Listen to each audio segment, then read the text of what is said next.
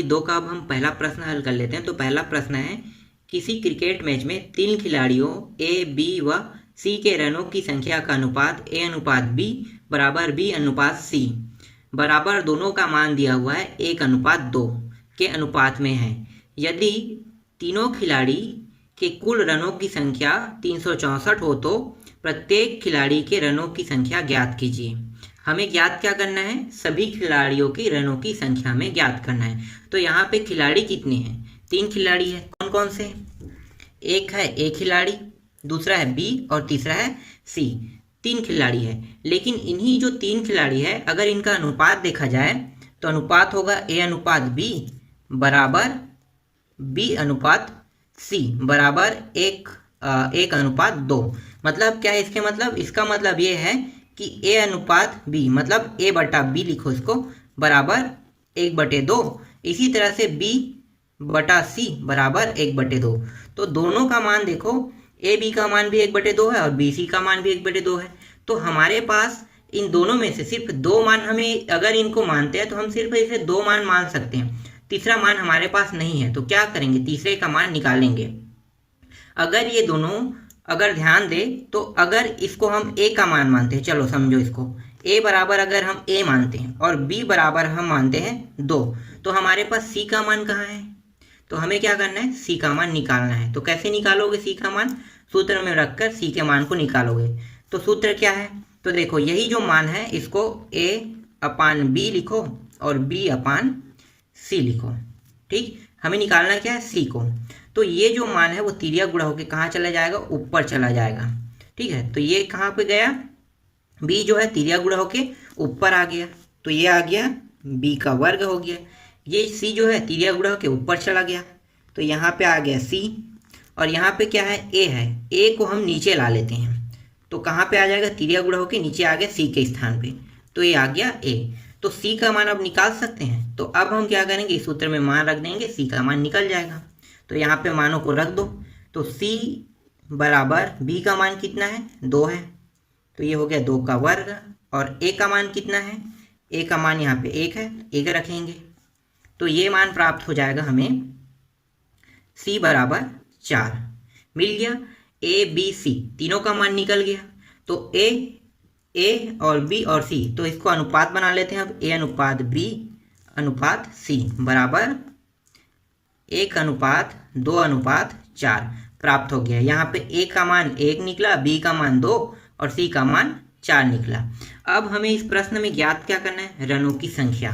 तो रनों की संख्या ज्ञात करेंगे, तो मान लो उसको, माना रनों की संख्या बराबर x है। हमने यहाँ पे रनों की संख्या को x मान लिए। ठीक, अब क्या करेंगे? ये जो x हमने रनों की संख्या माना है ना, इसको हम इन सभी के साथ गुणा कर देंगे।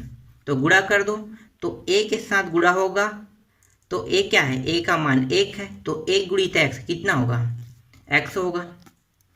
इसी तरह से ये b के साथ गुणा होगा, तो b के साथ गुणा होगा तो कितना होगा? 2 और b कितना हो गया? मतलब b का मान कितना है? 2 है, तो 2 और x हो जाएगा। फिर c के साथ गुणा होगा तो कितना होगा?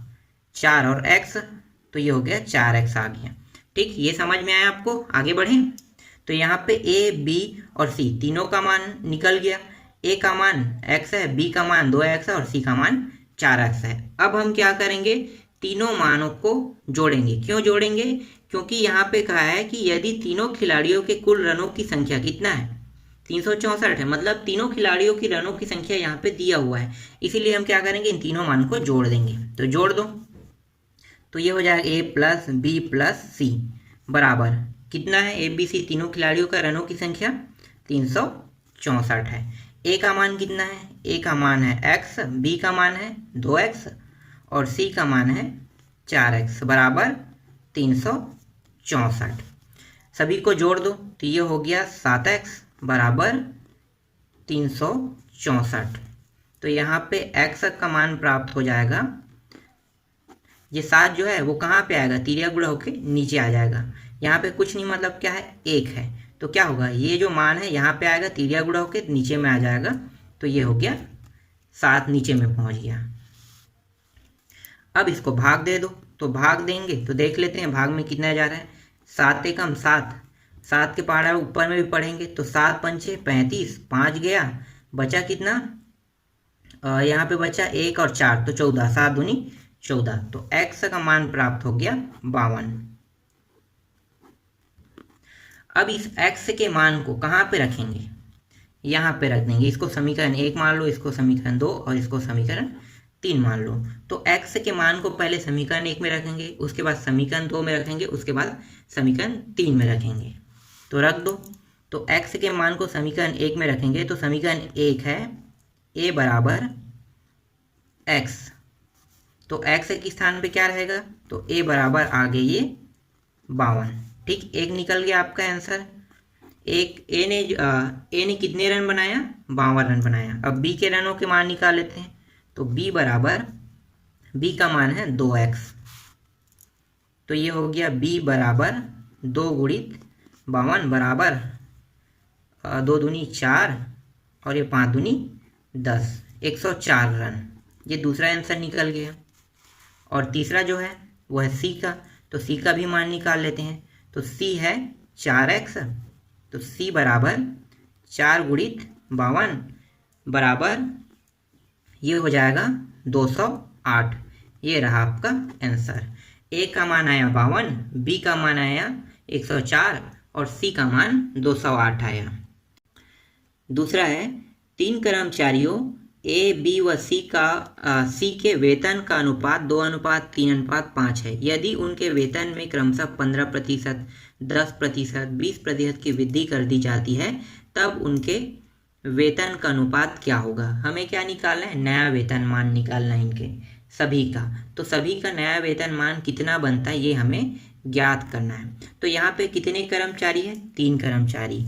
तो तीनों कर्मचारी क्या कौन कौन से है, एक कर्मचारी है ए, दूसरा कर्मचारी है बी और तीसरा कर्मचारी है सी। तो ए अनुपात बी अनुपात सी, 3 कर्मचारी हो गए। इसके अनुपात जो है वो कितना है, 2:3 अनुपात और 5 अनुपात है। तो अनुपात में ये दिया हुआ है 2:3:5 इनके मान है।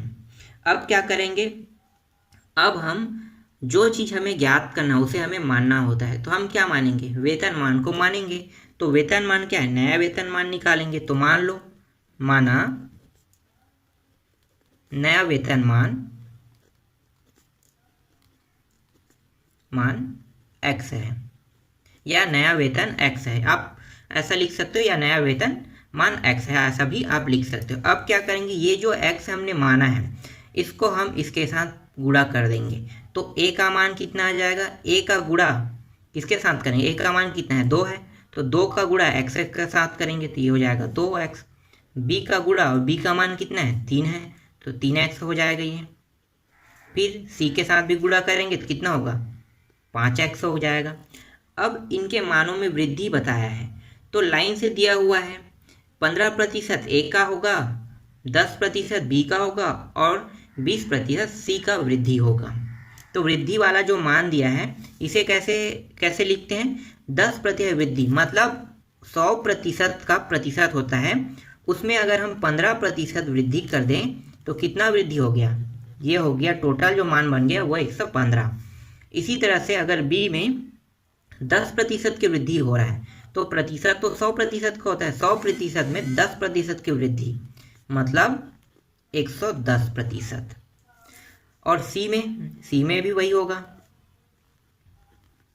सी में भी 20% की वृद्धि हो रही तो कितना होगा, 120% हो जाएगा। अब हम तीनों के नया वेतन मान निकाल लेते हैं। तो ए का नया वेतन मान निकालो, ए का नया वेतन मान अलग अलग निकाल लेते हैं, ठीक है।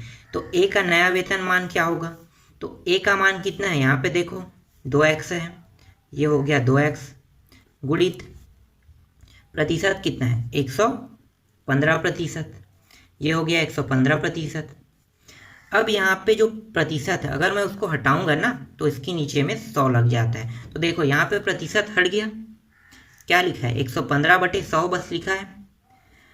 अब इन दोनों को गुणा कर दो, तो गुणा करेंगे तो ये हो गया 2 पंचे 10, एक हासिल आया, 2 एकम 2 और 1 3 आ गया, फिर 2 एकम 2, 230 और ये x और यहाँ पे नीचे में है 100।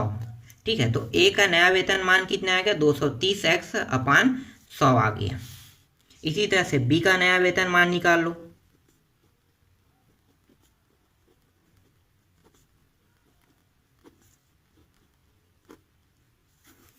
बी का नया वेतन मान 3x होगा और गुणित कितने प्रतिशत की वृद्धि 100 मतलब 10% की वृद्धि मतलब 110%। अगर प्रतिशत का चिन्ह अगर हटाते हैं तो नीचे में क्या लग जाता है 100 लग जाता है। इन दोनों को गुणा कर दो तो ये हो जाएगा 0 3 3 x 330/100 हो जाएगा।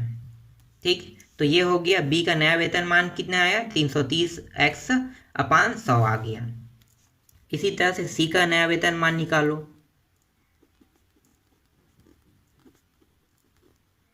तो सी का नया वेतन मान है 5x गुणित कितने प्रतिशत की वृद्धि 100 मतलब 20% की, तो ये हो जाएगा 120/100। दोनों को गुणा कर देते हैं तो 12 पंचे 60, ये 600x हो जाएगा अपान 100 हो जाएगा। तो सी का नया वेतन मान आ गया 600x अपान 100 हो गया। अब क्या करेंगे, तीनों का जो नया वेतन का अनुपात है उसे निकाल लेते, क्योंकि हमें अनुपात ही ज्ञात करना है। तो यहाँ पे लिखो नए वेतन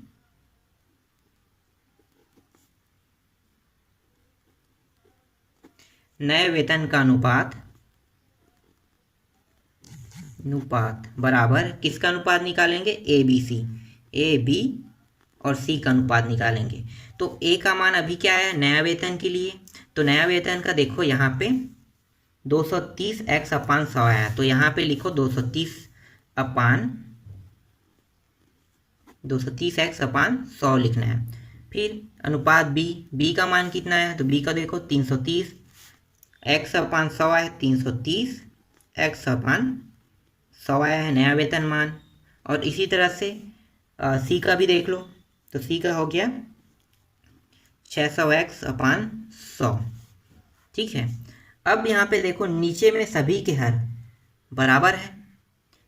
ठीक, सभी के हर बराबर है तो क्या होगा कट जाएगा, तो बचा क्या ऊपर में 230x बचा है अनुपात 330x बचा है अनुपात 600x बचा है। ठीक, इतना बचा। अब यहाँ पे देखो सभी के पीछे में 0 है तो 0 को भी कटा दो, तो बचा क्या अब 23x। और एक चीज़ और कटेगा, देखो सभी में x भी है तो क्या होगा x भी कट जाएगा। पीछे में देखो 0 भी है x भी है, 0 भी x है, 0 भी x है, तो क्या होगा सभी से x और 0 कट गया, तो बचा क्या, बचा है सिर्फ 23, 33 और 60। तो इसका नया वेतन का जो अनुपात बना वो क्या है 23, 33 और 60 इसका अनुपात है। यही हमें क्या करना था ज्ञात करना था। ये रहा आपका आंसर। आगे बढ़ते हैं तीसरा प्रश्न की ओर। तीसरा प्रश्न है किसी व्यवसाय में 3 व्यक्ति ए बी व सी को 70,000 रुपये का मुनाफा मिलता है। उन्हें इन मुनाफे को ए अनुपात बी बराबर कितना है 4:2 व बी अनुपात सी बराबर 10:5 के अनुपात में बांटना है। बताइए कि प्रत्येक को कितने रुपये मिले। ए को सी का कितना गुना मुनाफा मिला, ये हमें ज्ञात करना है। तो यहाँ पे क्या है मुनाफा हमें निकालना है, तो हम क्या करेंगे मुनाफे को मान लेंगे। तो सबसे पहले हम ए बी सी को रख लेते हैं। तो ए बी सी का जो मान है, ठीक है, तीनों का मान कितना है, मुनाफा कितना मिला 70,000। तो यहाँ पे लिखो ए बी व सी का मुनाफा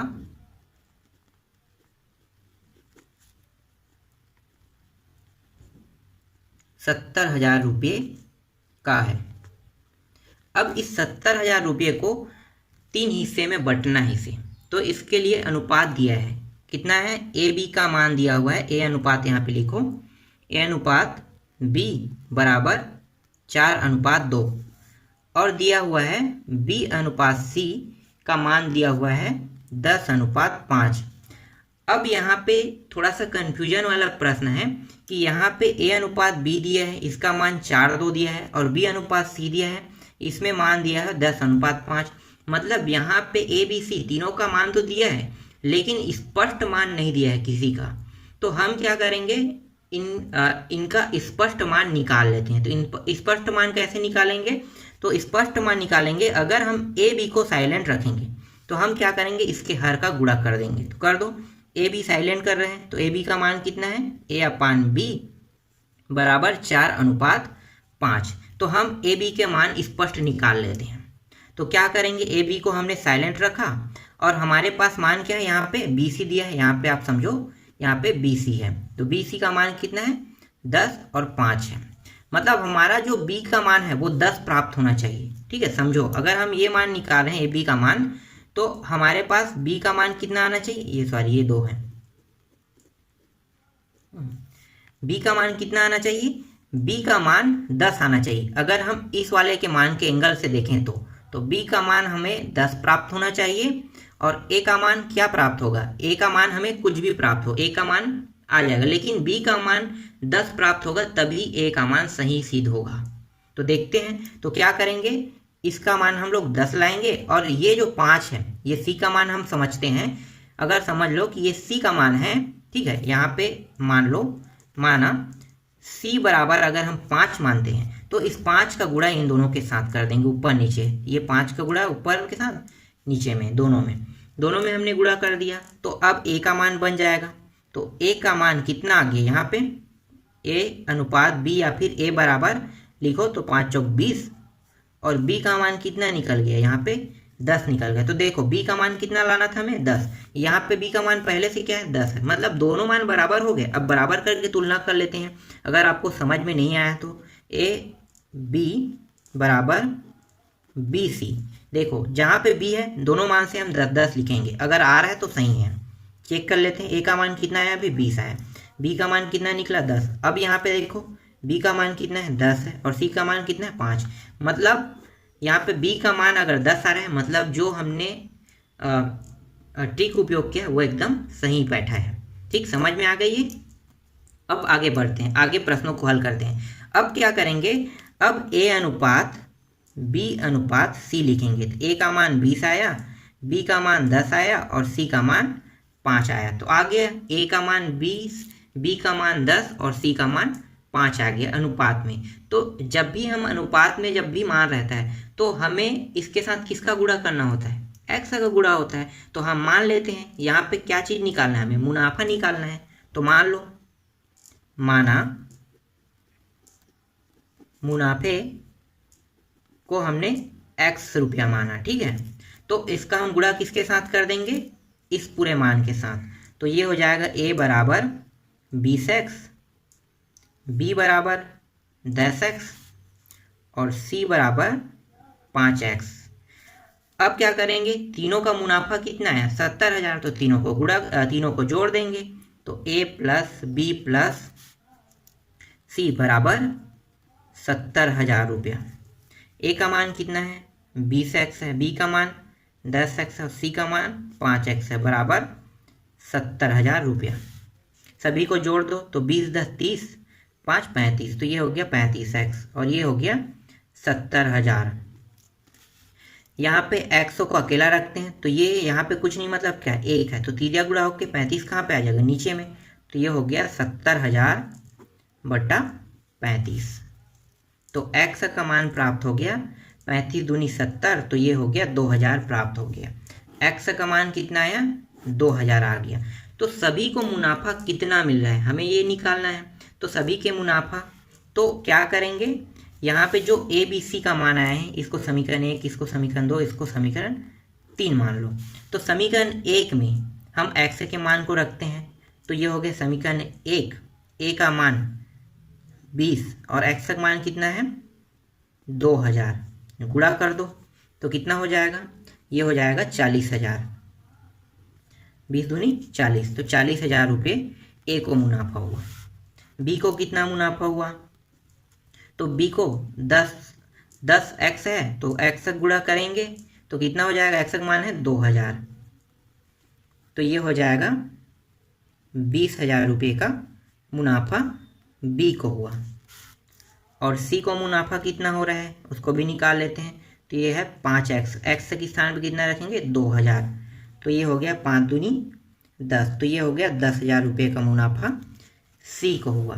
अब हमें प्रश्न में क्या निकालना है, ए को सी से कितना गुना मुनाफा हुआ ये निकालना है। मतलब यहाँ पे हमें अनुपात बनाना है, तो अनुपात बना लेते हैं ए अनुपात सी। तो ए का मान कितना है 40,000 और सी का मान 10,000। ठीक, तो इसको कैसे लिख सकते हैं, इसे इस तरह से लिख सकते हैं ए अपान सी बराबर 40,000 अपान 10,000। देखो जो जो कट है उसको काटो, यहाँ पे 4 शून्य, यहाँ भी 4 शून्य, दोनों से 4 शून्य कट गया, तो आया कितना, ए सी का मान प्राप्त हो गया 4,1। मतलब सी से यहाँ पे लिखो ए को सी से 4 गुना मुनाफा हुआ।